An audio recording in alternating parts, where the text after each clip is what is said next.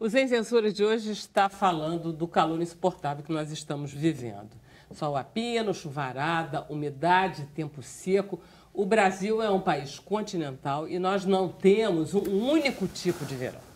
Agora, os cuidados com a saúde, em princípio, eles devem ser parecidos, mais ou menos, no Brasil inteiro, né? Os adultos, idosos, jovens e crianças, a gente já falou um pouquinho sobre isso. Agora, temos aqui pelo Twitter a Michele Diel que diz assim: gostaria de saber quais os cuidados que alguém deve ter com dermatite atópica e qual repelente se pode usar. São duas perguntas, né? Dermatite atópica, o que é isso? Bom, dermatite atópica é uma doença alérgica da pele que faz a tríade com a bronquite e a rinite alérgica. Então, ela faz parte de um conjunto de manifestações. Pode se manifestar isoladamente, sequencialmente, ou as três juntas, por muito azar. E até a dermatite atópica, em geral, ela se agrava um pouco mais no inverno, clima mais seco e mais frio. Ela não é tão característica do verão. No verão pode se agravar um pouco pela transpiração excessiva. Quais são as manifestações da dermatite? A dermatite atópica se manifesta, em geral, principalmente nas dobras, então nessas dobras dos braços, nas dobras atrás dos joelhos, mas em condições extremas pode pegar até o corpo inteiro. Tipo assim, fica vermelho inflamado? Fica vermelho, fica grosso e causa uma coceira extremamente forte, insuportável às vezes. Ao coçar, principalmente crianças ou idosos que não têm controle. Fralda provoca isso? Não, não tem nada a ver, né? Diretamente não. Tá. Então a dermatite atópica, digamos que ela tem mais um fundo alérgico do que uma coisa sazonal do verão. E as mesmas coisas que pioram a dermatite atópica são aquelas que pioram a asma e rinite.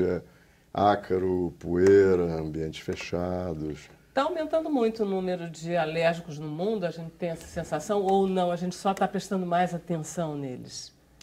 Eu acho que o diagnóstico aumentou, mas a incidência também aumentou. E uma das teorias é que na infância não estamos tendo aquele contato da chamada vitamina S, da vitamina sujeira ou da vitamina chão que tínhamos e que nos preparava para uma vida cheia de substâncias que poderiam causar alergias. E demoramos a entrar em contato com essas coisas. A criança é mais protegida, enfim, condomínios. Ela morre menos, mas fica mais alérgica, é isso? Fica mais alérgica. Está faltando terra, está faltando chão, está faltando jogar bola de gude. Terra, meu filho teve impetigo, realmente. Pois é. Eu acho que tem que contar também com essa turma alérgica a mudança do clima do planeta, né, Vera? Que terrível. A gente hoje... Não tem a ver com a alimentação também, não? Eu acho que tem a ver com a mudança do clima, tem a ver com com poluição excessiva, emissão de gases, falta de controle de tudo isso. Você vê, a gente está tendo no Rio de Janeiro esse terror quente, na Europa uma coisa muito doida.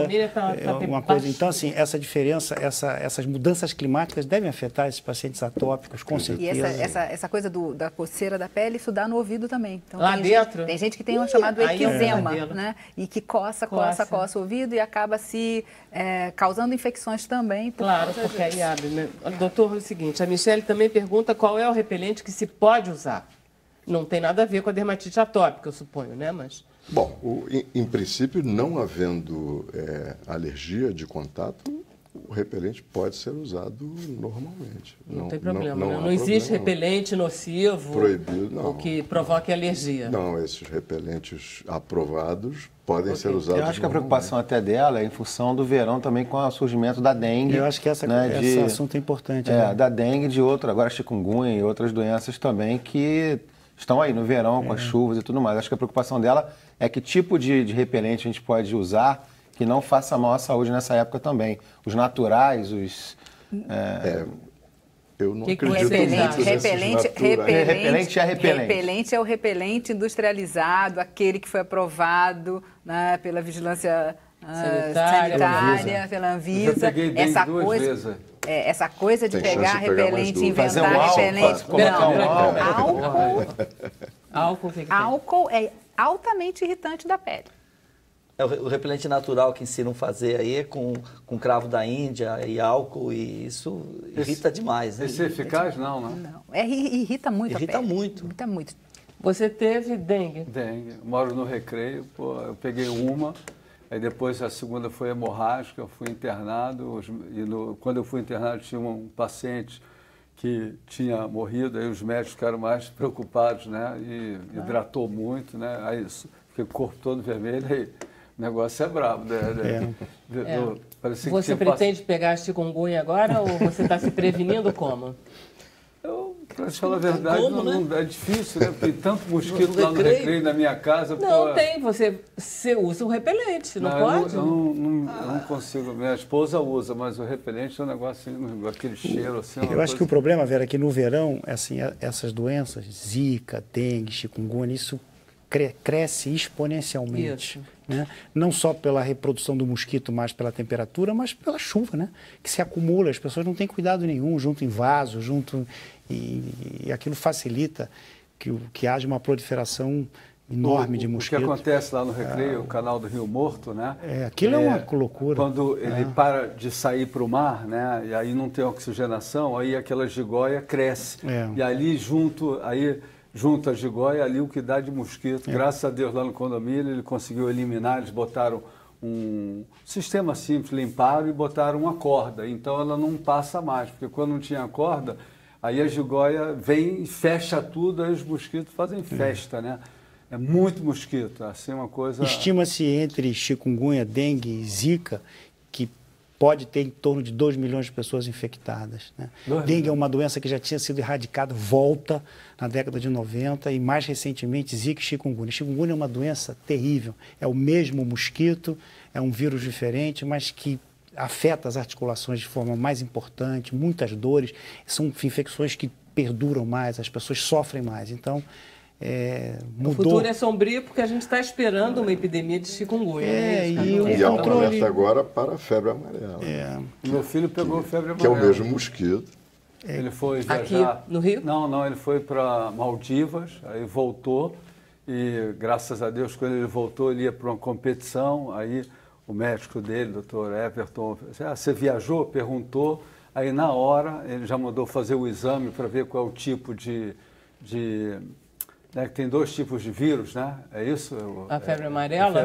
São 2 tipos, não sei se... Aí eles fizeram o teste, já deram o diagnóstico correto, né?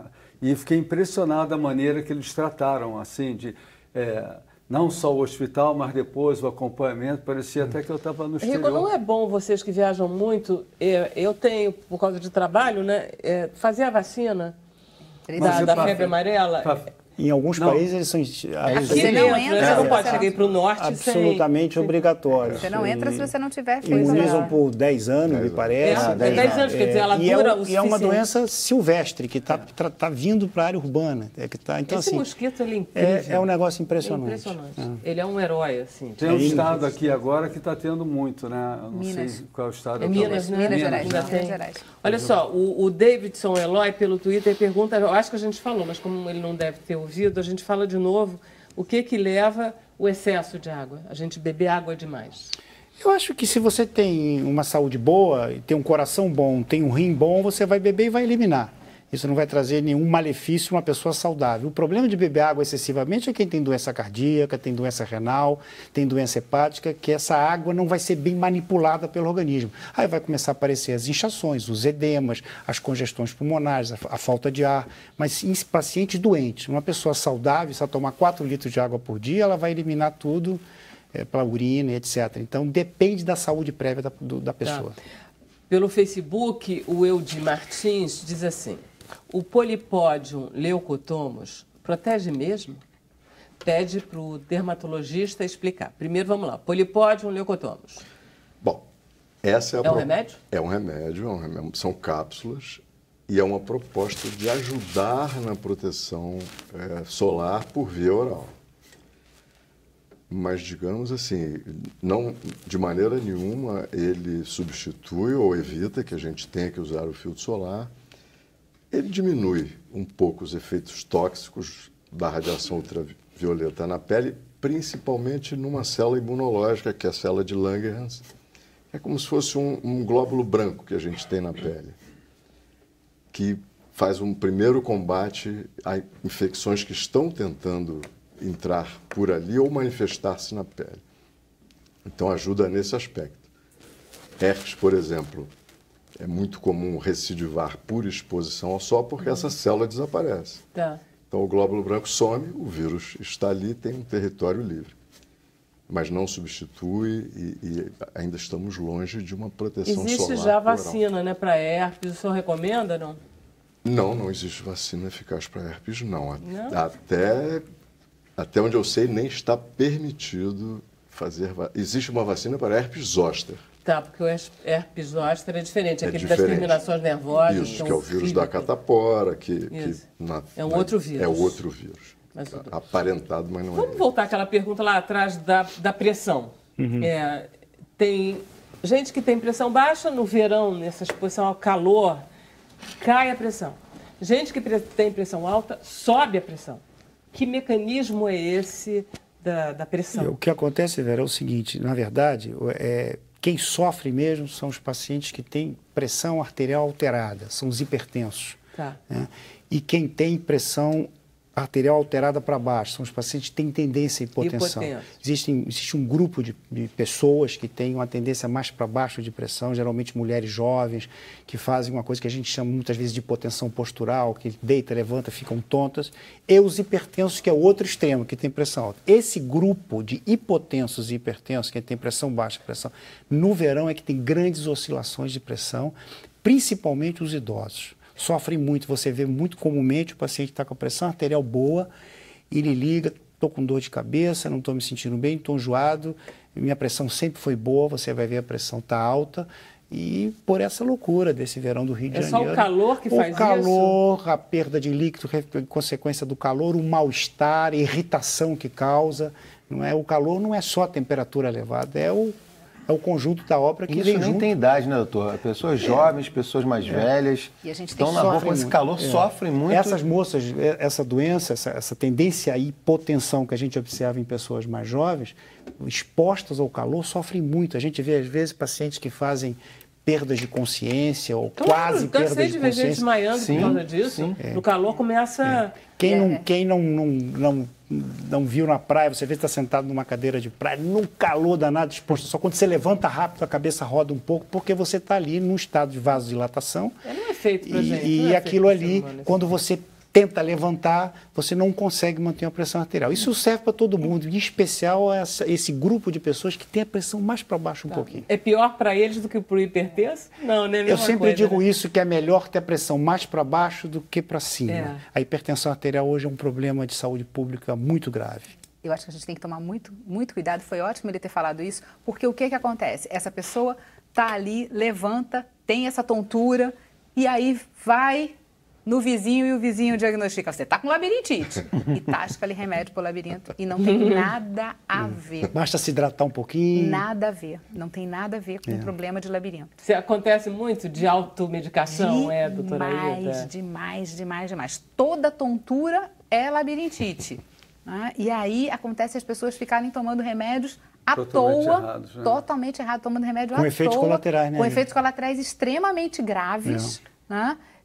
Que não poderiam... Quais são as automedicações que mais acometem seus pacientes bem-intencionados?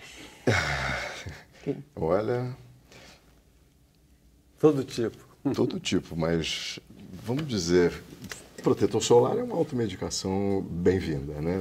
Mas aí... O ideal é que vá ao médico, escolha um protetor ideal para aquela pessoa, mas se usar algum, já seria bem-vindo.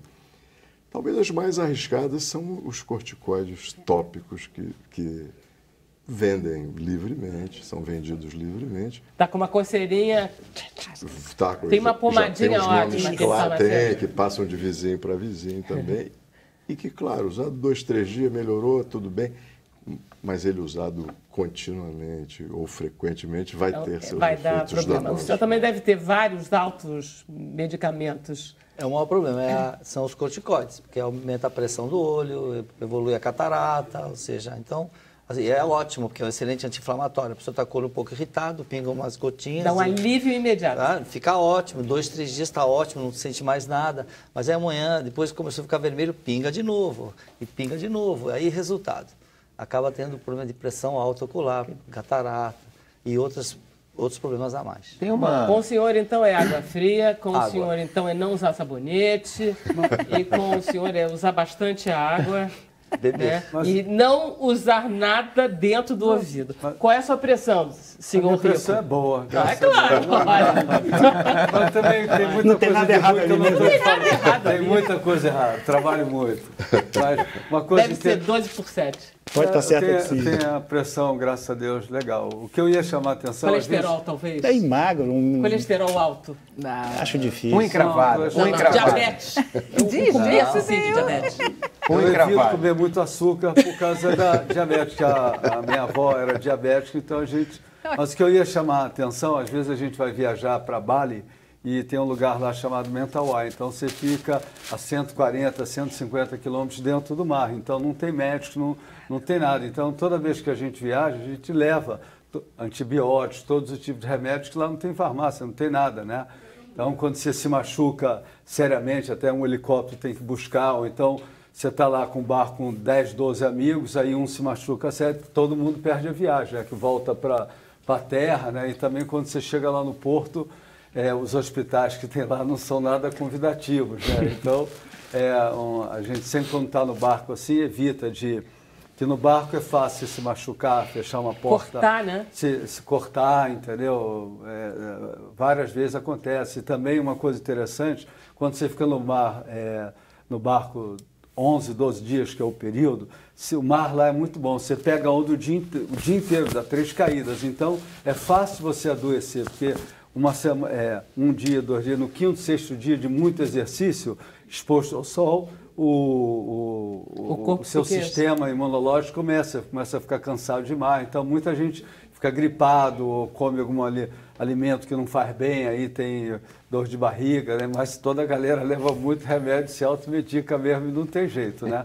É melhor levar do que... É melhor levar do que não levar, né? Não, mas eu acho até que não é ruim, porque você levar alguma coisa, se você precisar para uma viagem que você não vai ter acesso à medicação, eu até aconselho meus pacientes, não que levem por conta própria. Isso, olha, Rogério, eu vou viajar e o que você me aconselha a levar? E a gente sabe o que esses pacientes têm tendência, muitos fazem infecções de garganta com repetição, tem problemas que não tem acesso. Você chega na Europa hoje, se você tem uma amidalite aguda, se você tem um quadro infeccioso de vias aéreas superiores, você não tem acesso a nada. Você na não tem, Europa? Na Europa você não tem como comprar. Como assim, Rogério? Sem prescrição. Tem esses seguros, todos esses seguros. Não, você não viajar com seguro. Você não consegue na Europa hoje seguro. comprar medicações, ter acesso a antibióticos. Entendeu? Então, assim, o que eu sugiro sempre aos meus pacientes que viajam, que conversem comigo, que eu levar algumas medicações com eles para a eventualidade de precisar. E me liguem de lá. Só, olha, Rogério, eu estou com febre, estou com dor de garganta, estou com 40 graus, estou me sentindo Dá até mal. para mandar uma foto. Às vezes mandam foto, é uma coisa incrível. Não, lá acontece mais na Indonésia de se cortar, né? Porque o Havaí você tem as ondas grandes, mas eu considero a Indonésia mais perigoso porque quando o fundo de coral, né? Principalmente quando o mar está grande, é menos perigoso que ela quebra com mais profundidade. Quando está pequenininho, que a onda é pequena, fica mais abusado e quebra mais na parte mais rasa, né? E existem vários acidentes, né? Nem 1, nem 2, nem 5, nem 10, né? E às vezes o cara bate com a cabeça. Entendeu? É engraçado você estar falando, porque o erro não é do mar nem do coral. O erro é do garoto, do surfista que vai lá e diz, tá pequeno o mar, eu vou mais, fica mais também ousado. A maré lá, ela varia muito, né? Então, quando a maré está vazia, às vezes você surfa, não estou nem falando de onda grande, assim, meio metro. Então, para você bater no fundo e cortar, né? Você já se cortou numa dessas viagens? Agora, e você mesmo costurou, que nem a gente... Não, eu fui com uns amigos, aí eu estava surfando com meu filho, era uma onda perigosa, né? Não era nem muito grande, assim, 2 metros e pouco, eu fiquei mais assim. Uma das ondas acabou a água, aí eu caí lá de cima, botei a mão para segurar assim, mas não consegui, aí bati, aí não sei o que, cortou aqui dentro, né? Eu fiquei com medo de não tinha ninguém, você está num lugar limpo, só estava eu e meu filho, e aí eu fiquei com medo de desmaiar e se afogar, e ninguém vê que lá não tem nada, né? E aí, quando você se machuca nos barcos, quando você faz assim com a prancha, é porque você é algum perigo. Aí vieram me pegar, aí veio a onda, tirou a prancha, aí me botaram no barco. Aí eu chegava pro meu filho assim, tá muito profundo? Não! Tá muito profundo, não! Pô, e ninguém queria me costurar, porque a área aqui era dentro do olho, não dava para dar anestesia. Eu conheci um amigo num outro barco, que era um paulista, que ele era cirurgião, e aí ligamos para o barco, ao invés de ir para a terra, a gente foi para 4 horas viajando para achar o cara, mas eu dei sorte que ele era um excelente cirurgião, né? Aí quem tem prática chegou lá, deu anestesia, papai. Eu falei, meu irmão, vou te dar até a minha prancha, tudo, até hoje, meu grande amigo. E ele que me falou que tem antibiótico, eu sempre levava um tipo de antibiótico, mas para o coral tem um tipo de antibiótico específico para o corte, né? Que os antibióticos tem um que é mais para diferenciar, mas foi gozado e até hoje eu sou amigo dele e nunca esqueço. Bom, gozado não foi, né?